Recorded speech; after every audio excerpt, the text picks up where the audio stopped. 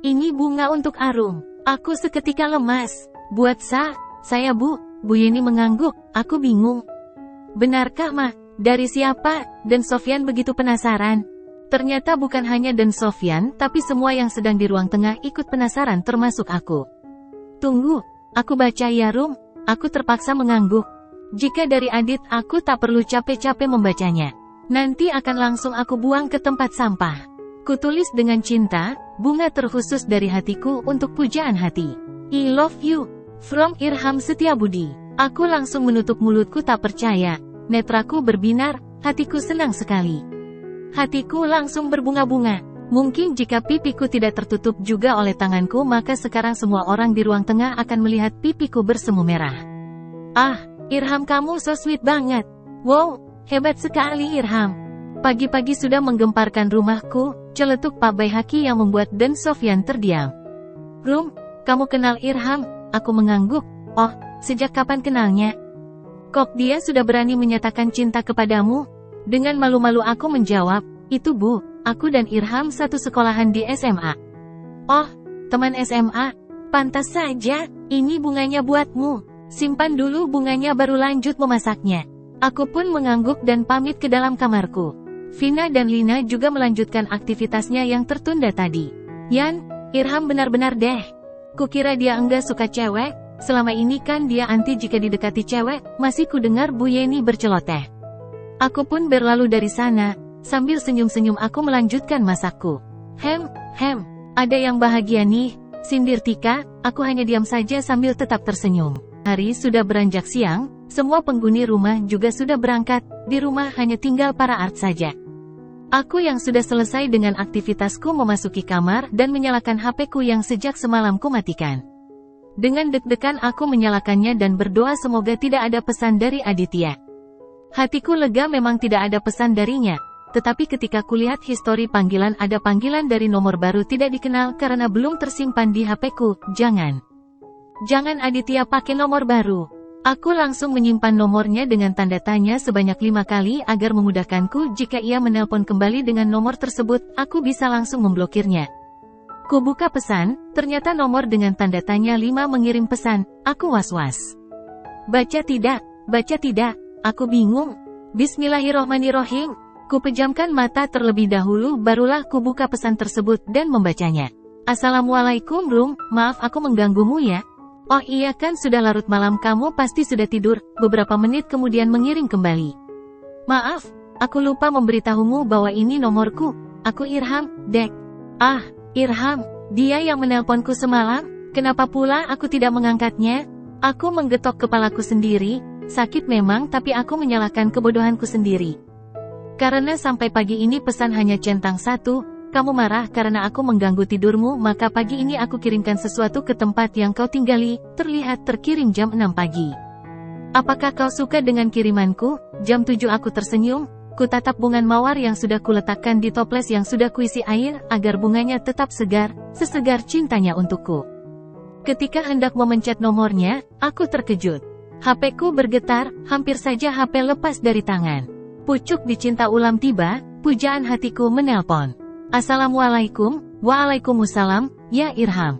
Ada apa? Sudah diterima kan? Iya, makasih. Sambil aku tersenyum senang, aku seperti ABG saja, hatiku berbunga-bunga tiada taraf. Ah, aku baru merasakan jatuh cinta tidak bertepuk sebelah tangan. Ternyata memang indah. Kamu suka? Iya suka padaku. Apa bunganya? Dua-duanya. Oh ya, berarti kamu menerimaku. Aku mengangguk. Rum, kamu suka aku enggak? Dan apakah engkau menerima cintaku atau tidak? Aku lupa jika kami bertelepon Ria, hingga anggukanku pasti tidak bisa ia lihat. Iya aku menerimamu, kok, kamu kemana? Maaf Rum, tadi ada perlu sebentar. Jawabannya apa Rum? Maaf Pak. Rapat segera dimulai, terdengar suara sekretarisnya mengingatkannya. Oke, baik Desi kita ke sana. Sorry Rum, nanti sambung lagi. Lalu sedetik kemudian suara nada sambung terputus terdengar nyaring di telingaku. Aku hanya bisa membuang nafas kasar, baru juga senang ternyata harus seperti ini. 3 hari ini Aditya menginap di rukoku. Tiada angin tiada hujan dia ke tempatku, padahal dari lama aku sudah mengajaknya agar main ke kota, tapi dia selalu menolakku. Entah alasan apa dia ke kota, tapi sepertinya sangat penting. Kemarin dia pergi seharian dari pagi, entah apa yang dicarinya, dia seperti menuliskan alamat rumah di secarik kertas. Ah, biarin saja. Kalau dia butuh bantuanku pastilah memintanya padaku. Dan sampai sore dia belum pulang, bahkan sampai malam. Kukira dia nyasar, tapi ternyata dia pulang juga, tapi bau mulutnya sedikit menyengat. Apakah dia minum? Terus apa yang terjadi padanya? Ketika aku hendak tidur, dia meninggalkanku pergi keluar dengan membawa HP-nya. Apakah ada sanak family di kota yang ia kunjungi dan mereka menorehkan luka di hatinya? Dia terlihat sangat kesal. Hari ini dia pamit pulang, katanya nanti pengen main lagi, dan aku mengiyakan saja. Ku bilang jika main jangan sendirian, ajak Rangga, boleh juga Fajar dan istrinya, Sriati, biar kita reuni kecil di rukoku. Ia hanya tersenyum. Ah, bocah itu memang misterius sejak dahulu. Pagi ini ku kirim bunga untuk pujaan hati karena semalam dia mematikan HP-nya. Semoga dia suka kirimanku dan menerimaku sebagai pasangannya. Aku ingin segera melamarnya jika dia setuju menjadi pasanganku. Tak akan kubiarkan dia bekerja lagi, dia harus berada hanya di sisiku saja. Setelah rapat dengan para karyawan dan Sofyan, aku meninggalkan ruang rapat ke kantorku. Tadinya ingin mengobrol kembali dengan Arum dan mendengar jawaban yang kuinginkan. Tapi ketika ku telepon tidak dia angkat-angkat. Sesibuk itukah dia? Ialah pasti sibuk.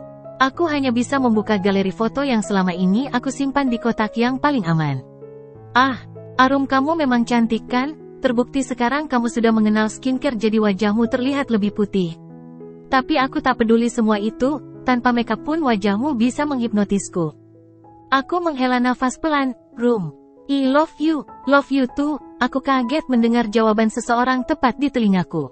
Sofyan, kapan kamu masuk? Kataku agak meninggi. Bisa-bisanya dia sudah duduk di sampingku tanpa bersuara sama sekali. Hahaha, kamu kaget kan? Makanya jangan melamun begitu. Segitunya kau melihat dia di HP-mu. Apa? Kau? Iya. Aku ikut melihat dan mendengarmu. Kau bahkan tidak merespon saat aku gerakkan tanganku di sampingmu. Aku terdiam mencerna perkataan Sofyan. Segitunyakah diriku jika sedang fokus?